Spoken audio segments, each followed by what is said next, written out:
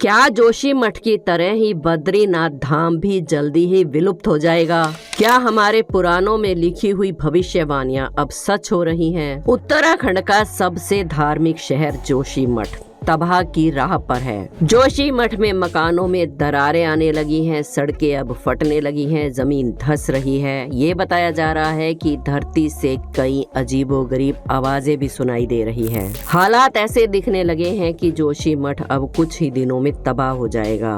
मकानों में दरार पड़ने के चलते लोग यहाँ से पलायन करने लगे हैं। पांडवों ने जब अपना राज त्याग दिया था और वो स्वर्ग की तलाश में निकले थे तो उन्होंने यहीं से अपनी यात्रा शुरू की थी। इसीलिए इस जोशी मठ को स्वर्ग का द्वार भी कहा जाता है। अब भी स्वर्ग का द्वार कहे जाने वाले जोशी मठ के अलावा कर्णप्रयाग और नैनीताल में भी घरों में दरारें देखी जा रही हैं, जिसे देखकर लोगों के होश उड़ गए हैं।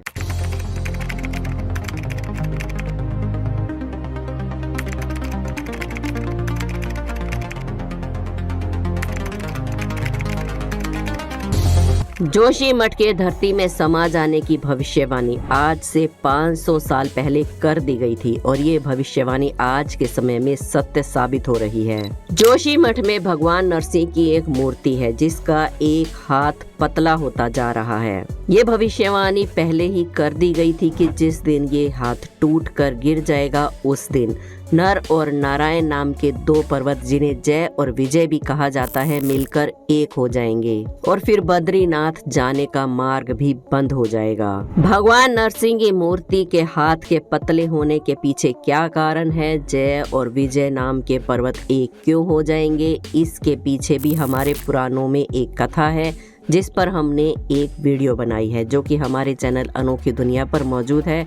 अगर आप विस्तार से इसके बारे में जानना चाहते हैं तो आप वो वीडियो देख सकते हैं। बद्रीनाथ धाम की तबाही के लिए बहुत सी भविष्यवाणियां हमारे पुराणों में पहले ही कर दी गई थी। कहते हैं नीति रोड पर तपोवन के करीब 4 किलोमीटर आगे सुभी के गाँव पे एक छोटा सा पर्वत है जहाँ पर एक मंदिर स्थित है। इस मंदिर को भविष्य बद्री के नाम से जाना जाता है। इस मंदिर में एक पत्थर भी है जिस पर अस्पष्ट से प्रतिबिंब उभरे हुए हैं। कहते हैं कि ये भगवान की आकृति धीरे धीरे उभर रही है। जिस दिन ये आकृति पूरी उभर कर सामने आ जाएगी उस समय बद्रीनाथ भगवान भविष्य में बद्री में भक्तों को दर्शन देंगे। बद्रीनाथ भगवान पंच केदार की तरह पंच बद्री भी कहे जाते हैं। आज जहां हम बद्रीनाथ की पूजा करते हैं उस धाम की स्थापना आदि गुरु शंकराचार्य ने 8वीं शताब्दी में की थी। इसके अतिरिक्त ध्यान बद्री, वृद्ध बद्री, योग ध्यान बद्री और भविष्य बद्री का भी बहुत बड़ा महत्व है। धार्मिक ग्रंथों के अनुसार भगवान योग ध्यान बद्री की मूर्ति को अर्जुन स्वर्ग से उस समय लेकर आए थे जब वो गंधर्व विद्या सीख कर स्वर्ग से धरती पर लौट रहे थे। अष्ट धातु से निर्मित ये मूर्ति चित्त को आकर्षित करने वाली है, इसीलिए अर्जुन उसे लेकर आए और यहाँ पर स्थापित किया। शीतकाल में जब भगवान नर नारायण के मंदिर के पट बंद हो जाते हैं तब भगवान का पूजन यहीं पर किया जाता है। ऐसा ही है वृद्ध बद्री जिसमें प्रतिदिन पूजा अर्चना की जाती है। धार्मिक श्रद्धा के अनुसार एक बार जब नारद मुनि मृत्यु लोक में भ्रमण कर रहे थे तो उनके मन में भगवान बद्रीनाथ के दर्शन का विचार आया। जब वो चलते चलते थक गए तो यहीं बैठकर भगवान विष्णु का ध्यान करने लगे। उस समय भगवान विष्णु ने एक बूढ़े का रूप धारण करके नारद जी को दर्शन दिए। तभी से यहाँ भगवान नारायण की वृद्ध रूप में पूजा अर्चना शुरू हो गई। इसी प्रकार की कथा ध्यान बद्री के बारे में भी है। एक बार ऋषि दुर्वासा के कारण देवराज इंद्र का राजपाट छूट गया और वो दर दर भटकने के लिए मजबूर हो गए। तब इंद्र ने इसी स्थान पर कल्पवास किया और भगवान बद्रीनाथ का ध्यान और पूजन किया। इसके बाद भगवान की कृपा से उनको फिर से मान सम्मान और राज्य की प्राप्ति हुई। तभी से इस स्थान पर ध्यान बद्री का पूजन और कल्पवास किया जाता है।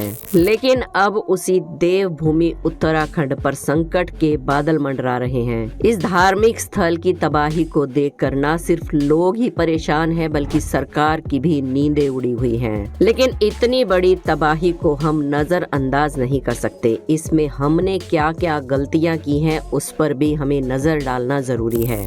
जितना अहम जोशी मठ आम जनता के लिए है या धार्मिक श्रद्धालुओं के लिए है उससे कहीं ज्यादा अहमियत आर्मी के लिए भी रखता है। 1962 के युद्ध में चीन से लोहा लेते वक्त भारतीय सेना जोशी मठ में ही आकर रुकी थी। चीन बॉर्डर पर स्थित नीतीमाना गांव जाने का रास्ता जोशीमठ से ही होकर गुजरता है।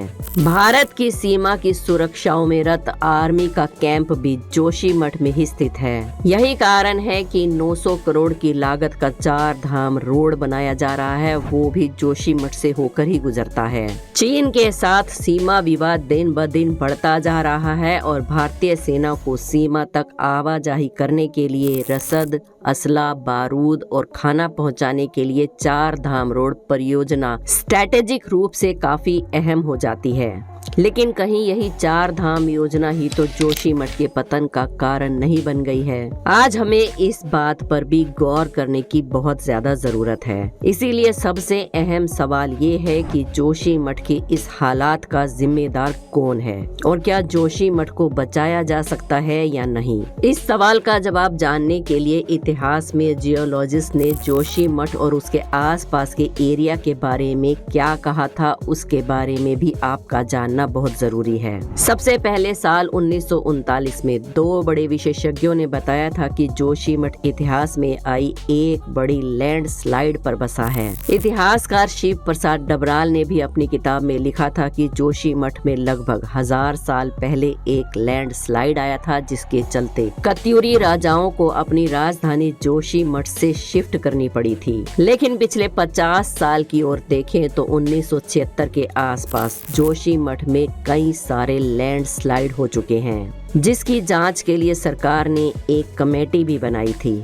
उस कमेटी की रिपोर्ट में साफ कहा गया था कि जोशीमठ किसी ठोस चट्टान पर नहीं बल्कि पहाड़ों के मलबे पर बना है, जो कि अस्थिर है और अगर जोशीमठ को बचाना है तो यहाँ पर कंस्ट्रक्शन को बंद करना होगा और अगर कोई खास कंस्ट्रक्शन करनी भी पड़ती है तो उसे गहन जांच के बाद ही किया जाए। रिपोर्ट में ये भी कहा गया कि जोशीमठ के आसपास बड़े बड़े चट्टानी पत्थरों को बिल्कुल भी ना छेड़ा जाए और ब्लास्टिंग पर पूरी तरह से रोक लगा दी जाए। लेकिन ये एक सरकारी रिपोर्ट थी और उस समय की सरकार ने इस रिपोर्ट को डस्टबिन में डाल दिया।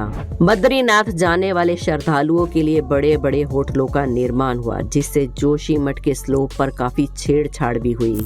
7 फरवरी 2021 को ऋषिगंगा में आई भीषण बाढ़ ने भी जोशीमठ को काफी नुकसान पहुंचाया। लेकिन सिर्फ ऐसा नहीं है कि सरकारों का ही दोष है, इस तरफ आम आदमी को भी ध्यान देने की जरूरत है। जिस जगह को भौगोलिक तौर पर एक गांव ही रहने देना चाहिए था, वहां पर अर्बनाइजेशन और व्यापार के चलते इस इलाके पर इमारतों का बोझ बढ़ता गया और जिसका परिणाम आज हम सब भुगत रहे हैं। लेकिन अब सिर्फ एक ही सवाल बाकी है कि जोशीमठ को बचाया जा सकता है या नहीं। तो इस सवाल के जवाब में जियोलॉजिस्ट का कहना है कि साइंस का अब कोई भी रोल बाकी नहीं बचा है, अब तो सिर्फ लोगों को बचाने का काम ही करना चाहिए, क्योंकि जो नुकसान हो चुका है उसे अब ठीक नहीं किया जा सकता। यानी कि श्रद्धालुओं के लिए जो स्वर्ग का द्वार था, अब ना जाने वो कब बंद हो जाए।